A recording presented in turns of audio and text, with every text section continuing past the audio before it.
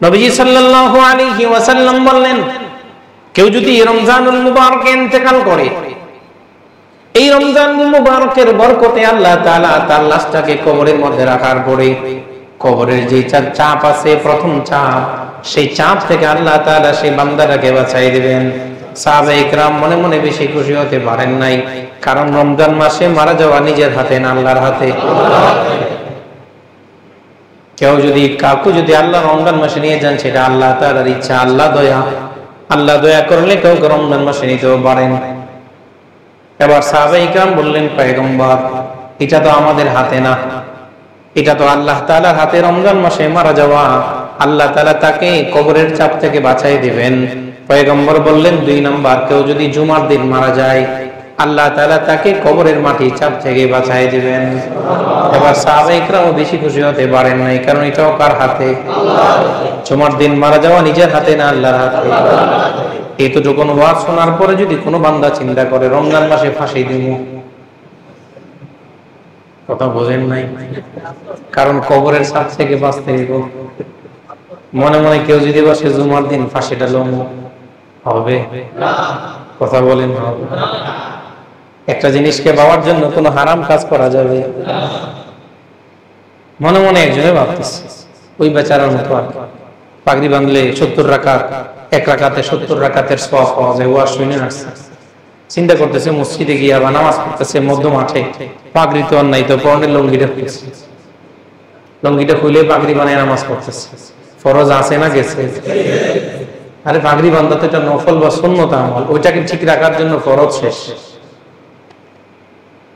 বাজারাম দোস্ত, এই দুইটা, রমজান মাসে মারা যাওয়া, জুমার দিন মারা যাওয়া, আমাদের হাতে না আল্লাহর হাতে? কেউ যদি মনে করে এটাও আমার হাতে, আমি মরে যাবো, না না, এইটার বলা হয় না।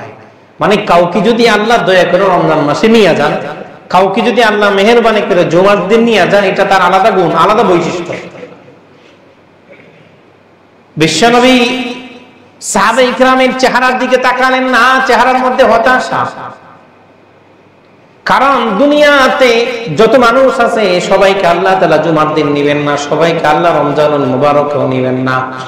প্রত্যেকের জন্য একটা সময় নির্ধারিত আছে। এবার সরকার দু আলম সাহাবায়ে কেরামকে বললেন, তোমরা যদি কেউ প্রত্যেক দিন দৈনিক 5 বার 5 ওয়াক্ত নামাজের পরে কেউ যদি সূরা বাকারার একটা সুন্দর আয়াত আছে, আয়াতুল কুরসি, কেউ যদি আয়াতুল কুরসি প্রত্যেক ফরজ নামাজের পরে মুক্তাসালান পাঠ করে, আল্লাহ তাআলা তাকে কবরের মাটির চাপ থেকে বাঁচাবে। এবার সাহাবায়ে কেরাম একযোগে বলে উঠলো, আল্লাহু আকবার। এটা সম্ভব না? অসম্ভব। এটা আমাদের হাতে না আল্লাহর হাতে? বান্দা ইচ্ছা করলেই। ফরজ নামাজের পরে দৈনিক কয়বার? হুজুর আমরা তো 5 ওয়াক্ত পড়তারি না। রাসূল কি 4 ওয়াক্ত বলছেন? 3 ওয়াক্ত, 2 আর 1 না কয়বার? 5 বলছেন। কয় কথা বলছেন? 5 ওয়াক্ত ফরজ নামাজের পরে সালাম শেষ করে আস্তাগফিরুল্লাহ, আস্তাগফিরুল্লাহ, এরপরে আল্লাহু আকবার, আল্লাহু আকবার, এরপরে আপনি আয়াতুল কুরসি পড়েন। এই আয়াতুল কুরসি পড়ার মাধ্যমে সাহাবায়ে কেরাম দেখলেন, হ্যাঁ এটা আমাদের হাতে। এটা যদি আমি করি, তাহলে আমার সামনে আমার নবী থাকুক আর না থাকুক, আমাকে যে কোনো মানুষ দাফন করুক, যেথায় দাফন করুক, যে কোনো স্থানে দাফন করুক, আমাকে কবরের মাটির চাপ থেকে বাঁচার জন্য কেউ মাটির উপরে থেকে তাসবিহ পড়তে হবে না। আমার কবরের মাটির চাপ থেকে বাঁচানোর জন্য কেউ আমার জন্য তাহলিল পড়তে হবে না। আমার কবরের মাটির চাপ থেকে আমাকে বাঁচানোর জন্য কেউ আমার জন্য তাকবীর পড়তে হবে না। আমার কবরের মাটির চাপ থেকে আমাকে বাঁচানোর জন্য কেউ কবরের উপরে দাঁড়ায় আমার জন্য দোয়া করুক আর না করুক, এমন কাজ আমি দুনিয়াতে করে আসছি। অটোমেটিক আল্লাহ আমার আয়াতুল কুরসির আমলের বদৌলতে কবরের মাটির চাপ থেকে আমাকে বাঁচাই দিবেন। সুবহানাল্লাহ। এটা সম্ভব তো?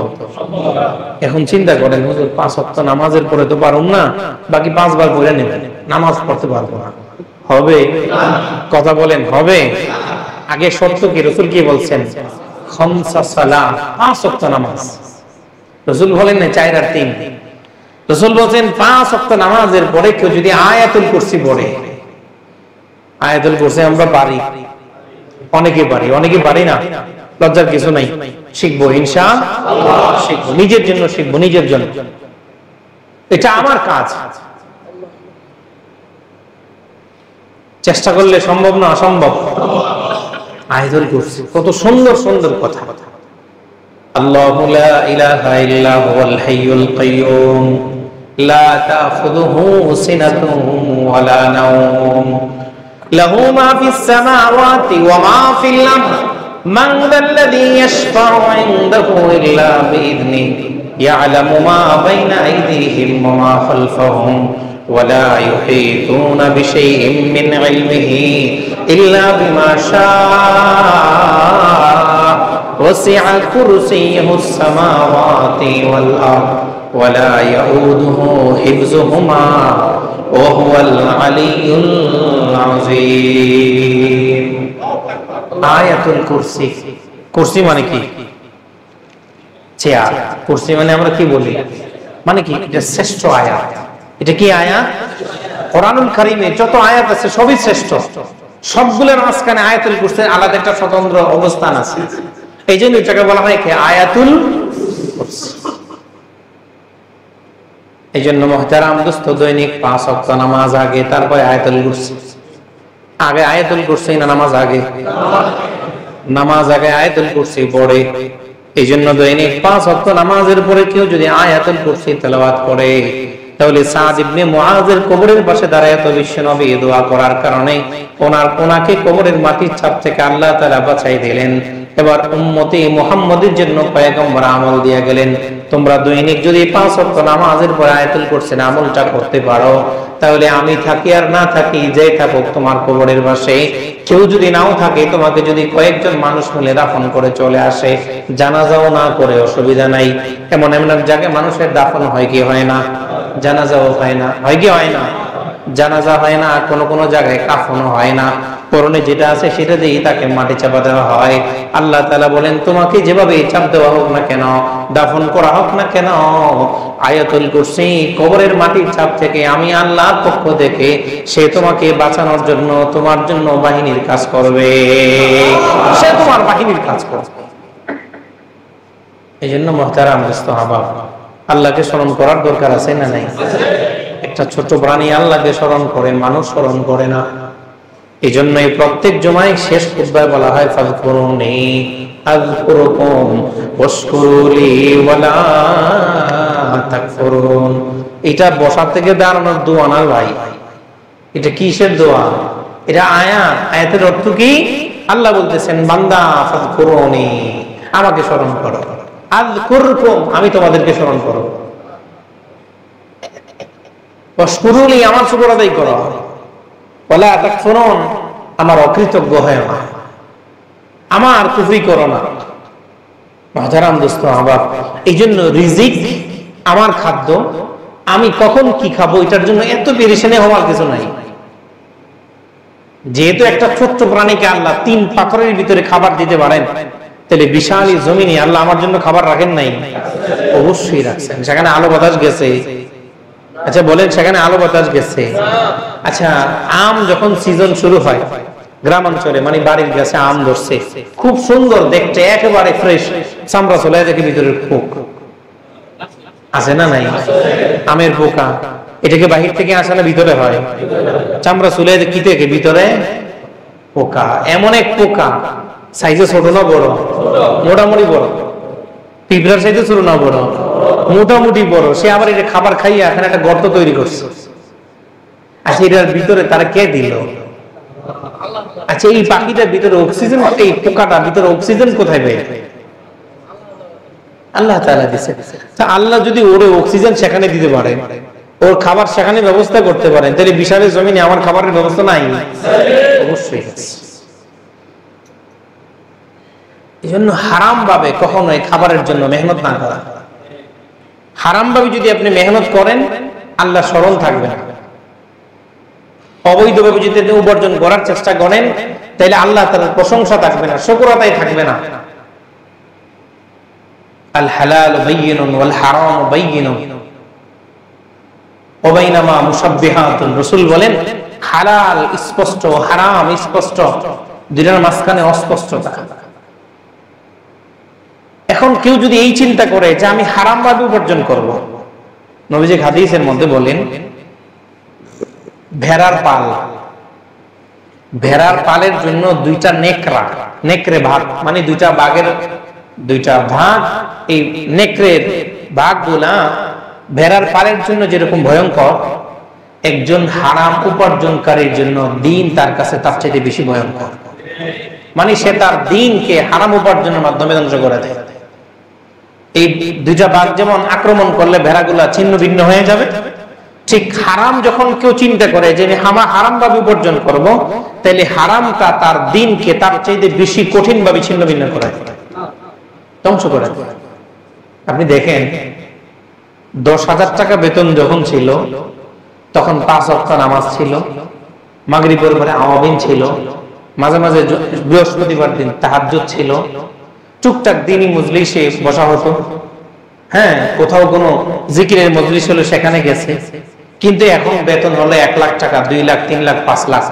10,000 টাকা থেকে মনে করেন মান্থলি এখন ইনকাম করে 10 লাখ টাকা। এখন 5 ওয়াক্ত নামাজ ঠিক নাই, সকালেরটা দুপুরে, দুপুরেরটা বিকেলে, বিকেলটা রাত্রে, রাত্রেটা পড়া হয় না। ভাই নামাজ পড়েন, সময় পাই না, আছে না নাই? যখন হালাল ভাবে ইনকাম ছিল তখন সব ঠিক ছিল, 5 ওয়াক্ত নামাজ, আল্লাহর স্মরণ, আল্লাহর শুকর, সব ঠিক ছিল। এবার 10 লাখ টাকা মাসে ইনকাম করে, এবার আল্লাহর শুকর নাই, সময় নাই, নামাজ নাই, সব শুধু চিন্তা, সব শুধু হারামের দিক। কথা ঠিক না বেঁচে? এই জন্য ওই পোকাকে যদি আল্লাহ 3 পাথরের ভিতরে রিজিক দিতে পারেন, তার কথা শুনতে পারেন, তাকে স্মরণ রাখেন, তাকে বলেন না এবং তার কথা শোনেন, সে প্রশংসা বাক্য পাঠ করতে পারে, তাকে আল্লাহ দেখেন, তাহলে বিশাল জমিনের উপরে আল্লাহ আপনাকেও দেখেন, আমাদের কথা আল্লাহ শোনেন, আল্লাহ তাআলা আমাদের ঘরে ঘরে রিজিক পৌঁছায় দেন, আল্লাহ আমাদেরকে স্মরণ করেন, আল্লাহ আমাদেরকে বলে যান না। মুহতারাম দোস্ত, আজকের আলোচনার শেষ কথা হলো এই 5 কথা। কয় কথা? শেষ 5 কথা আবার স্মরণ করেন। সুবহানা মাইয়ারানি, সুবহানা মাইয়ারানি, প্রশংসা ওই আল্লাহ তাআলা যিনি আমাকে দেখেন। ওয়াসমাউ কালামি, যিনি আমার কথা শুনেন, বলেন যিনি আমাদের কথা শুনেন।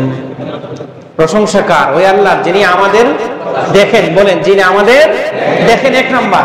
2 নাম্বার ওয়াসমাউ কালামুনা, ওয়াসমাউ কালামানা, যিনি আমাদের কথা শুনেন। ওয়ায়ুসিলু রিজকানা, যিনি আমাদের রিজিক পৌঁছায় দেন। ওয়ায়াযকুরুনা, যিনি আমাদেরকে স্মরণ করেন। ওয়ালা ইয়ানসানা, যিনি আমাদেরকে কখনোই ভুলে যান না, যিনি কখনোই আমাদেরকে ভুলে যান না।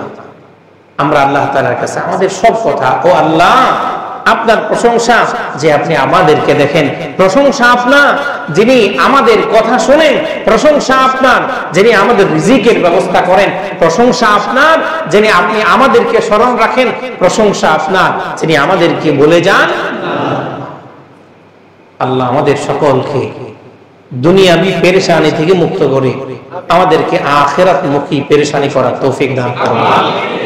আল্লাহ আমাদেরকে আমাদের দুনিয়াবি সমস্ত যত ওয়াবাল আছে, যত পেরেশানি আছে, টেনশন আছে, আল্লাহ সেগুলি যেন আস্তে আস্তে আখিরাতমুখী করে দেন। সকলে বলি আমিন। আল্লাহ আমাদেরকে আপনি দুনিয়াতে সুন্দর, আমাদেরকে আপনি দুনিয়াতে হালাল ভাবে চলা, হারাম থেকে বেঁচে থেকে আখিরাতে সবচেয়ে বড় নিয়ামত অর্জন করার তৌফিক আপনি আমাদেরকে দান করুন। যা বললাম বলনেওয়ালা শুননেওয়ালা সকলকে আল্লাহ তাআলা আমল করার, মানার, প্রশংসা বাক্য পাঠ করার তৌফিক দান করুন। সকলে বলে আমিন। যাদের